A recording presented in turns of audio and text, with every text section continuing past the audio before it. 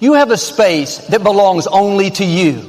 It's your thoughts, your attitude, your emotions. It's who you spend time with, what you watch and listen to.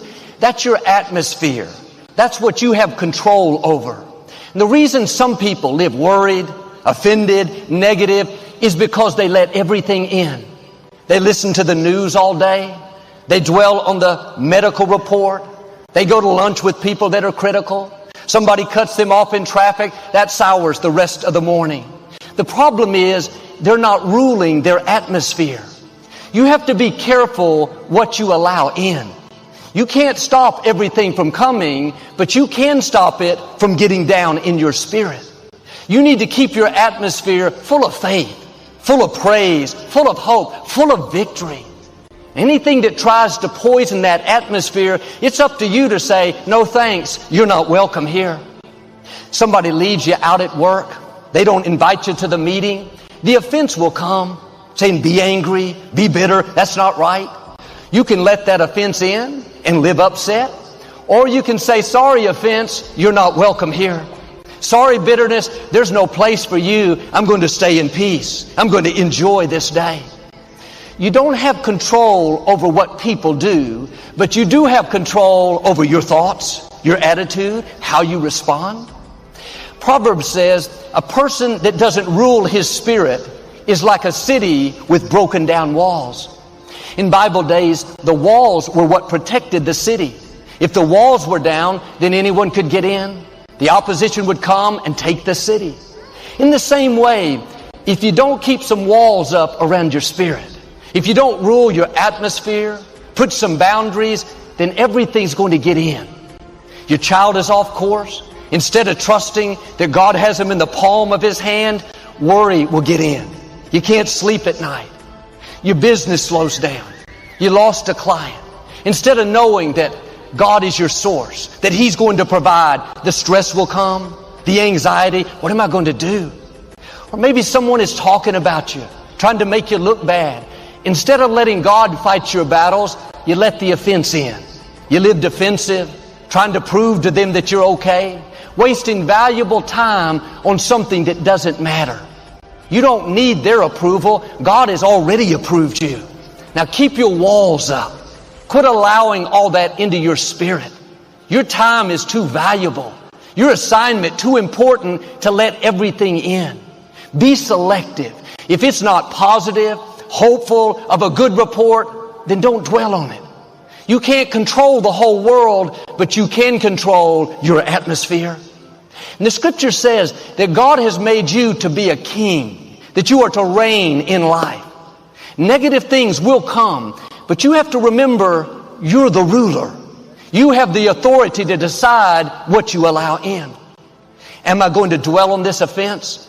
Am I going to hang around this person that's pulling me down? Am I going to stay focused on this bad break, live in self-pity? It's up to you.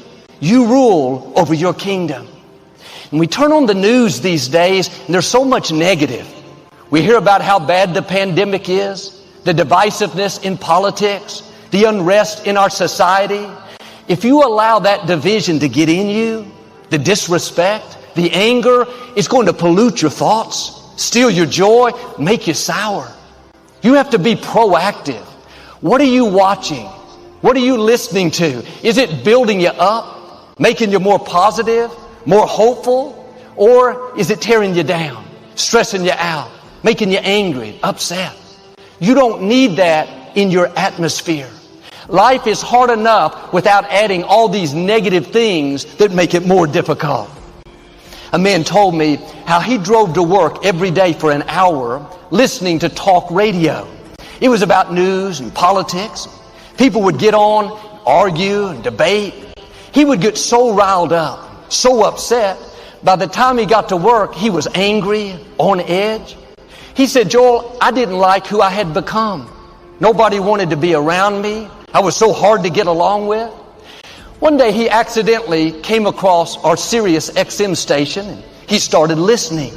Instead of putting all the negative in, hours a day that was contaminating him, he started putting in something uplifting, words of faith, hope, and victory. He said, I'm a different person now. I'm positive. I'm grateful. I look forward to work. I enjoy the people. His coworker even asked him what happened to him, why he was so much happier and so much more friendly. It was because he got rid of the poison in his atmosphere.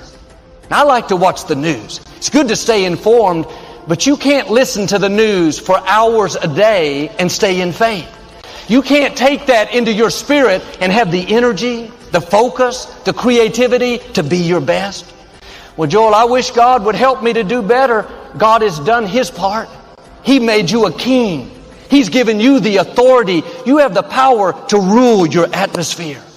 You can't control all that's around you, but you can control what gets in you. Are your walls up? Are you ruling your spirit? It's important who you're spending time with. Evaluate your friendships. Are they making you better, inspiring you, challenging you to go further? Or are they pulling you down, causing you to compromise, bringing out the worst in you? That's contaminating your atmosphere. You're going to become like the people you hang around. If your friends don't have what you want, if they're not going places, if they don't have a good attitude, they're not faithful, trustworthy, then you need to make a change. Life is short. You don't have time to waste with people that are not adding to your life. And yes, we need to help others come up higher, but you need a few friends that will help you come up higher. And this is one of the main things that holds people back. If you will change who you're spending time with, your life will go to a new level.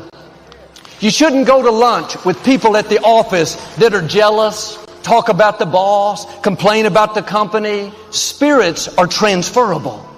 If you hang around jealous people, you're going to become jealous.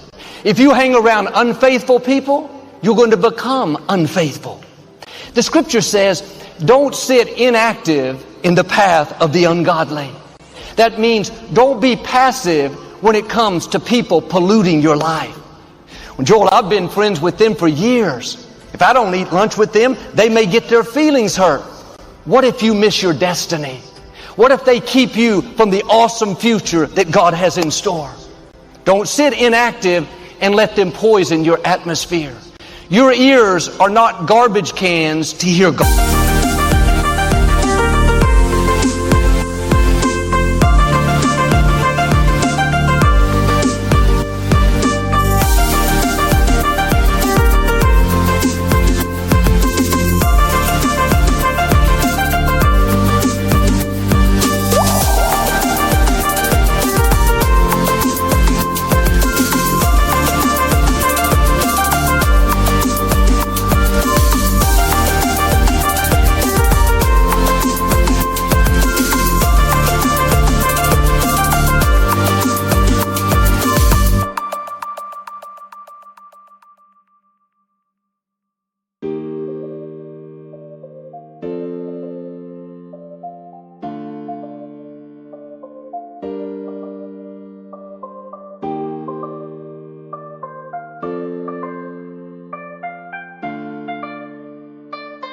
Awesome. You weren't created to take in the latest rumors. I can't believe what they did. You have greatness in you. God has called you to leave your mark, to take your family to a new level. Don't waste your valuable time on petty things with small-minded people that are not moving you forward. The less time you spend with some people, the better off you're going to be. Some people are dream stealers. They'll tell you all the reasons you can't accomplish your goals, why you can't get well, how you'll never break the addiction. You don't need that poison in your atmosphere. Don't sit inactive with people that don't believe in you, people that don't come into agreement with your dream. If you'll do your part, control what you can control, rule your atmosphere, your thoughts, your attitudes, then God will do His part. He'll make things happen that you couldn't make happen. There's a restaurant chain that has a motto that says, rule the day. They encourage you to eat the right foods and take the right vitamins so you can have a healthy day. I like that phrase, rule the day. When you get up in the morning, make the decision, I'm going to rule my thoughts today. Not just going to think whatever comes to mind. I'm going to think on purpose, thoughts that are positive, hopeful, encouraging. I'm going to rule who I spend time with today. Not just anyone. I'm going to be selective. I'm going to associate with eagles. I'm going to rule my attitude today. I'm going to see the best. I'm going to be grateful. I'm going to stay in peace. And I'm going to rule my emotions today. I'm going to forgive the wrongs. I'm going to overlook insults. I'm going to give people the benefit of the doubt. It's important to make this decision ahead of time, before you leave the house, that nothing that happens is going to upset you. You're going to stay in peace. Then when difficulties come, traffic is bad, your boss is rude, your child has a problem, you've already decided you're going to rule the day. You have your walls up. You're not going to live upset. And we should go out each day expecting the best, but knowing that everything may not be perfect. There may be delays, interruptions, people that are hard to deal with. Don't let that ruin the day. Rule the day. Keep the negative out of your atmosphere. God is directing your steps. Whatever happens is not a surprise to Him. He's given you the power to remain calm in times of adversity. It doesn't say the power to avoid adversity, to not have challenges, to have a perfect day. The fact is, every day can be a good day if you rule your atmosphere. David had a good day while Saul was chasing him. I had a good day at the beach when that company filed a lawsuit. Quit waiting for all the circumstances to be perfect. You can have a good day in the middle of a pandemic. You can have a good day even though you have challenges at work, even though you're dealing with an illness, even though some people don't like you. Stay calm, stay in faith, and rule the day. Make the decision like David. This is the day the Lord has made. I'm going to live it in faith. I'm going to be happy today. I'm going to be good to others. I'm going to make the most of this day. I called to order a pizza one night, and I had done this for many years, and the first thing they always ask for is your phone number. A young lady answered the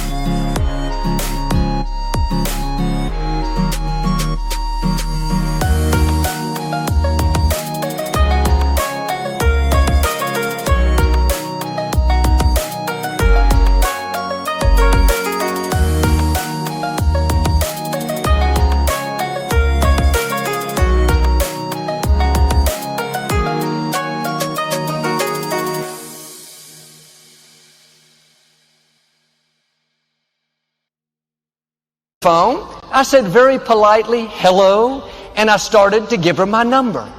You would have thought I had just committed a major crime. She practically screamed in my ear, "Sir, I am not ready for your phone number. When I want your phone number, I will ask for your phone number." Somehow, at that point, I didn't feel like a pastor. I felt some other things rising up. I had to make a decision. Am I going to rule my atmosphere? Or am I going to let her poison my atmosphere? Am I going to keep my walls up? Or am I going to be offended? People are always trying to bring their atmosphere into your atmosphere. People that are hurting, that have issues, dealing with things, they will try to put their poison on you. They're not bad people, they're just hurting. The mistake we make too often is we take the bait. We let the offense in. We get upset, do to them what they did to us. But you don't overcome evil with more evil. You overcome evil with good. I thought to myself, I've already made the decision that I'm going to stay in peace today. I'm not going to get upset. I'm going to rule this day.